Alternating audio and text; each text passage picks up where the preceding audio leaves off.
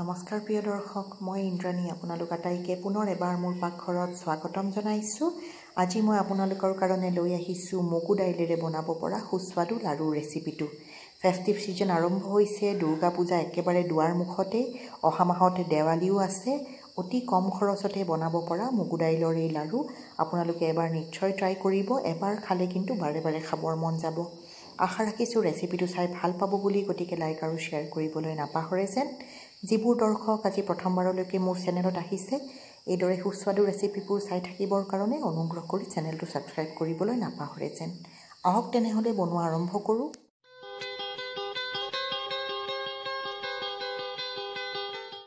প্ৰিয় দৰ্শক, মগু দাইলৰ লাড়ু বনাবৰ কাৰণে এয়া মই একাপ মগু দাইল লৈছোঁ। ভালদৰে পৰিষ্কাৰ কৰি কিচেন টাৱেলেৰে মচি ৰাখিছোঁ। এইখিনি ধুব নোৱাৰিব, মচি ল'ব লাগিব।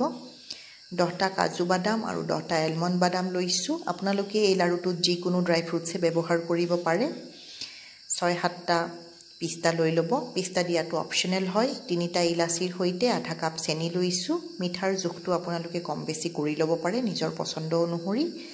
এতিয়া প্ৰথমতে কেৰাহীখন গৰম কৰি গেছৰ ফ্লেমটো চিমত ৰাখি মগু দাইলখিনি ভাজি ল'ব লাগিব। মগু দাইলৰ কালাৰটো অকণমান চেঞ্জ হৈ আহে, অকণমান ক্ৰিস্পিনেছটো হয়। এয়া 5 মিনিট লাগি গ'ল মোৰ মগু দাইলখিনি ভাজি ল'লোঁ। এতিয়া এইখিনি সম্পূৰ্ণৰূপে ঠাণ্ডা হ'বৰ কাৰণে এটা বাচনত ওলাই লৈ এইখিনি ছাইডত ৰাখি দিলোঁ। দাইলখিনি ঠাণ্ডা হয় মানে আলমণ্ড বাদাম আৰু কাজু বাদামখিনি একেবাৰে মিহি মিহিকৈ কাটি ল'ম।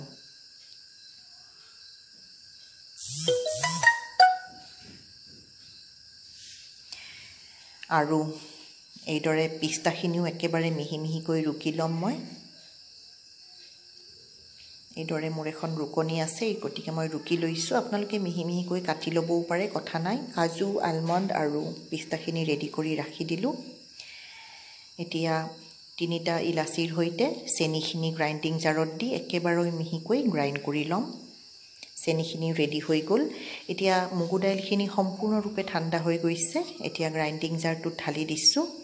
এইখিনিও একেবাৰে মিহিকৈ গ্ৰাইণ্ড কৰি ল'ম। এয়া চাওক, মগু দাইলখিনিও সুন্দৰভাৱে মই গ্ৰাইণ্ড কৰি ল'লোঁ। এতিয়া 4 ভাগৰ 1 ভাগ পিয়ৰ ঘি দিছোঁ। ঘিতে বনাব আপোনালোকেও লাড়ুকেইটা, টেষ্ট বেছি ভাল হয়। ঘিখিনি গৰম হোৱাৰ পিছত গেছৰ ফ্লেমটো চিমত ৰাখি কাজুখিনি অলপ ৰঙচুৱা হোৱালৈ ভাজি লৈছোঁ। এইদৰে আলমণ্ডখিনিও ভাজি ল'ম। লাড়ুত আপোনালোকে ড্ৰাই ফ্ৰুটছ দিলে সদায় ভাজি ব্যৱহাৰ কৰিব, খাই জুতি পাব। আৰু এয়া ৰৈ যোৱা ঘিখিনিত মগু দাইলৰ গুড়িখিনি যোগ কৰি দিলোঁ। গেছৰ ফ্লেমটো একেবাৰে চিমত ৰাখি এইখিনি লৰাচৰা কৰি থাকিব লাগিব। অকণো সময় এৰি দিব নোৱাৰে। এইখিনি খুব ভালদৰে লৰাচৰা কৰি ভাজি থাকিব লাগিব। মগু দাইলখিনিৰ পৰা এটা সুন্দৰ সুগন্ধ ওলাব আৰু আপোনালোকে গম পাই যাব যে মগু দাইলখিনি ভজা গৈছে। ৰংটো অকণমান চেঞ্জ হ'ব, সোণালী ৰং এটা হ'ব। তেতিয়া আপোনালোকে গেছ বন্ধ কৰি এইখিনি নমাই থ'ব। মগু দাইলখিনি সম্পূৰ্ণৰূপে ভালদৰে ভাজোঁতে মোৰ প্ৰায় 10 মিনিট সময় লাগি গৈছে। গেছৰ ফ্লেমটো অকণমানো বঢ়াব নোৱাৰে। এয়া মগু দাইলখিনি ভাজি হৈ গ'ল। এতিয়া এইখিনি অকণমান ঠাণ্ডা হ'বৰ কাৰণে বাচন এটাত এইখিনি কাঢ়ি থৈ দিলোঁ। এতিয়া এইখিনি অকণমান ঠাণ্ডা হ'ব লাগিব। সোনকালে ঠাণ্ডা হ'বৰ কাৰণে চামুচখনেৰে এইদৰে মই লৰাচৰা কৰি দিছোঁ। হাতেৰে চুব পৰা হোৱাৰ লগে লগে আমি লাড়ু বন্ধাৰ আৰম্ভ কৰি পেলাম। এতিয়া এইখিনি হাতেৰে চুব পৰা হৈছে। ড্ৰাই ফ্ৰুটছখিনি ইয়াতে যোগ কৰি দিম। মই আগতেও কৈছোঁ, আপোনালোকে যি ড্ৰাই ফ্ৰুটছ ভাল পায় ইয়াতে ব্যৱহাৰ কৰিব পাৰে, কোনো কথা নাই।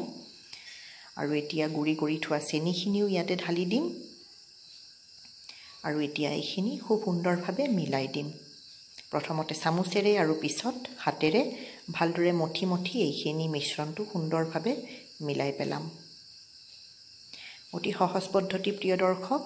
মগু দাইলৰ লাড়ু কম খৰচতে বনাব পাৰি, খাই বহুত বেছি জুতি লাগে। নিশ্চয় বনাই চাব।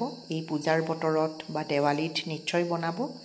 আৰু ৰেচিপিটো যদি ভাল পায় লাইক আৰু শ্বেয়াৰ কৰিবলৈ নাপাহৰে যেন আপোনালোকক মনত পেলাই দিলোঁ।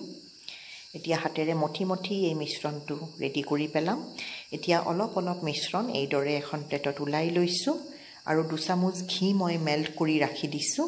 আৰু এয়া আধা চামুচ ঘি ইয়াতে ঢালি দি পেলাই মই লাড়ুকেইটা এইদৰে বান্ধি পেলাম খুব সুন্দৰভাৱে লাড়ুকেইটা বনাব মই মিডিয়াম আকাৰৰ লাড়ু বনাইছোঁ আপোনালোকে নিজৰ পছন্দ অনুসৰি লাড়ুৰ সাইজটো সৰু ডাঙৰ কৰি ল'ব লাড়ুকেইটা গোলকে বনোৱাৰ চেষ্টা কৰিব আৰু তেতিয়ালৈকে লাড়ুকেইটা বান্ধি থাকিব লাগিব যেতিয়ালৈকে ওপৰৰ তৰপটো ঘিখিনি লাগি নাহে এয়া চাওক বান্ধি থাকোঁতে ওপৰৰ তৰপটো সুন্দৰভাৱে ঘি লাগি থাকি ঘিটো একেবাৰে ওলাই পৰিব এয়া চাওক আৰু ইয়াৰে ওপৰত পিস্তা লগাই দিম পিস্তা দিয়াটো অপচনেল হয় পিস্তা দিলে মগু দাইলৰ লাড়ু দেখাত ধুনীয়া লাগে গ্ৰীণ আৰু ইয়েলৰ কম্বিনেশ্যনটো বৰ বঢ়িয়া হয় এই কাৰণে পিস্তা দিয়া হয় এয়া হৈ গ'ল প্ৰথমটো লাড়ু বনাই মই আপোনালোকক দেখাই দিছোঁ এইদৰে গোটেই কেইটা লাড়ু মই বনাই পেলাম লাড়ুটো অতি সহজ বনোৱা একো টান কাম নহয় যেতিয়ালৈকে লাড়ুটোৰ ওপৰৰ তৰপটো অকমান ঘি লাগি নাহে